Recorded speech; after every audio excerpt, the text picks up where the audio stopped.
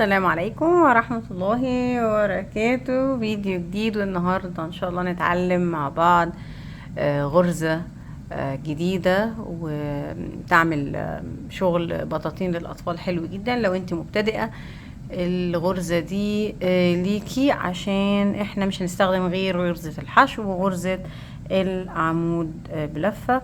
هتبقى تبع سلسلة الغرزة دي اسمها ايه. فغرزتنا النهاردة اسمها الليمون بيل او قشر الليمون، وبنبدأها بعدد زوجي من الغرز السلاسل، وفي الاخر بنرتفع بسلسلة عشان انا عايزة العدد ده يفضل زوجي زي ما هو لما ابدأ اشتغل الدور الاول. فهنشتغل يعني 14 او 16.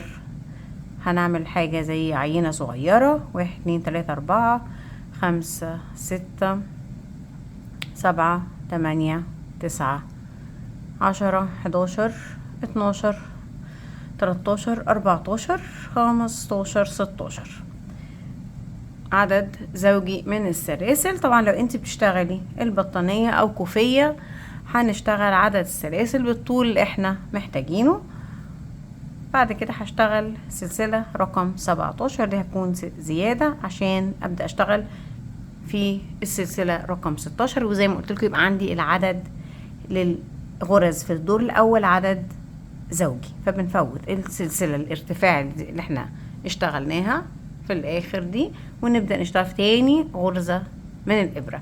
ولو انت مبتدئة ولسه يعني مش معتادة قوي او عارفة غرز الحشو والعمود بلفة والنص عمود، ممكن ترجعي للفيديوهات اللي في بداية القناة تاني عشان تعرفي الغرز دي خطوة بخطوة بنشتغلهم ازاي.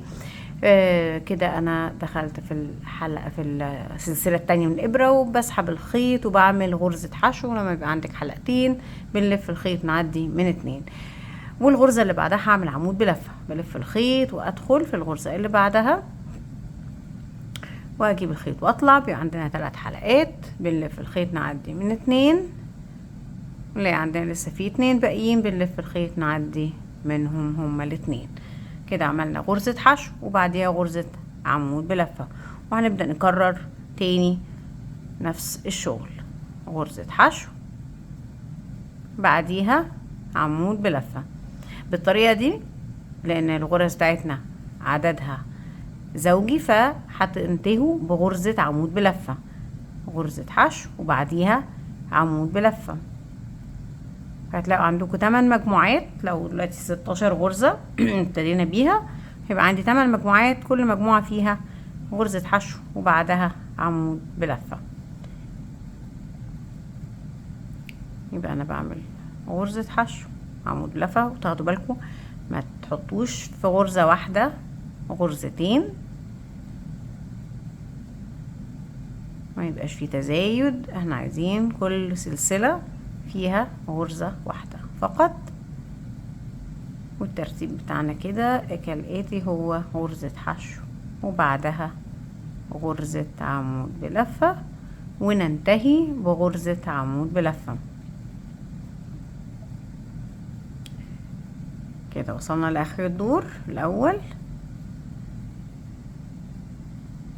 هنرتفع سلسلة ونلف شغلنا عشان نبدأ نشتغل تاني من اليمين للشمال. وفي اول غرزة عندي هشتغل نفس الترتيب، غرزة حشو فوق العمود الاخير من الدور اللي فات، وبعد كده اشتغل في غرزة الحشو غرزة عمود بلفة. فانا ماشية بنفس الترتيب، حشو وبعدين عمود بلفة، حشو وعمود بلفة، فانتهي برضو بعمود بلفة. فغرز الاعمدة بلفة في الدور اللي فات كلها هتبقى فوقيها غرز حشو، وغرز الحشو هيبقى فوقيها غرز عمود بلفة. فهيتكون لي شكل كده مميز. زي ما قلت لكم الغرزة شكلها حلو، بتدي كده تأثير للشغل، شكله ظريف، وكمان مفيدة انها تنفع المبتدئات لسه بيتعلموا ان هم يعملوا مشروع سهل جدا، وفي نفس الوقت يبقى تدريب ليهم على الغرز اللي هي البدائية او الاساسية للكروشيه، من غير ما يكونوا بمجرد بيعملوا قطع يعني للتدريب، يبقوا هم بيعملوا مشروع في نفس الوقت، بطانية او كوفية، وهم بيدربوا ايديهم على التمكن من الغرز الاساسية اللي هي غرز الحشو والعمود بلفة. انا هنا بشتغل اخر غرزة، ما تاخدوا بالكم ان انتوا اخر غرزة عندكم اللي هي كانت اول حشو خالص تشتغلوا فيها عمود بلفة. المبتدئات مشكلتهم احيانا ان هما بيفوتوا غرزة، بيفتكروا انه خلاص الدور خلص كده معانا، ف يحصل تناقص من هنا او من هنا، وتبدأ القطعة ما تبقاش مستقيمة من الجوانب. احنا ازاي بنتفادى الكلام ده؟ بان احنا نعد غرزنا. خلاص انا غرزي 16 غرزة، يبقى لازم كل دور اعد الغرز قبل ما ابدأ دور جديد، واتأكد ان هما نفس العدد اللي انا بادئه بيه، اللي هو هنا مثلا 16، يبقى اعد 1 2 3 4 5 6 7 8 9 10 11 12 13 14 15 16 16 في من فوق اللي هي شبه السلاسل دي كده. يبقى انا غرزي تمام مظبوطه. هرتفع بسلسله واشتغل نفس الشغل، ببدأ بحشو وبعديه عمود بلفه، وهكذا بفضل اكرر الدور التاني على مدار كل الادوار اللي جايه. يعني التالت هو زي التاني، والرابع زي التالت، ونفس التكرار، مفيش اختلاف نهائي في اي حاجه انا بعملها لحد ما اوصل للمقاس اللي انا عايزاه، سواء كنت بعمل كوفيه او بطانيه بيبي. الغرزه دي بتبقى حلوه كمان في الخيوط الجانجا الملونه، بتبقى ظريفة. ولو هنعمل بطانية بيبي نجيب الوان بينك مع ابيض مع جراي مثلا، خيط جانجا، هيبقى حلوة قوي. زي ما قلت لكم احنا بنتدرب على الغرز، واحنا في نفس الوقت بنشتغل مشروع نقدر ان احنا يبقى هدية او يبقى حاجة بنحتفظ بيها لنفسنا كأول شغل اشتغلناه في الكروشيه. ده كده تالت دور خلص. شكل الغرزة رائع جدا وملمسها حلو قوي.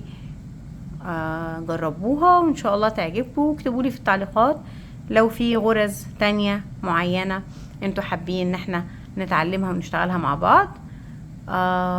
وأراكم إن شاء الله في فيديوهات جاية تانية كتير. السلام عليكم ورحمة الله وبركاته.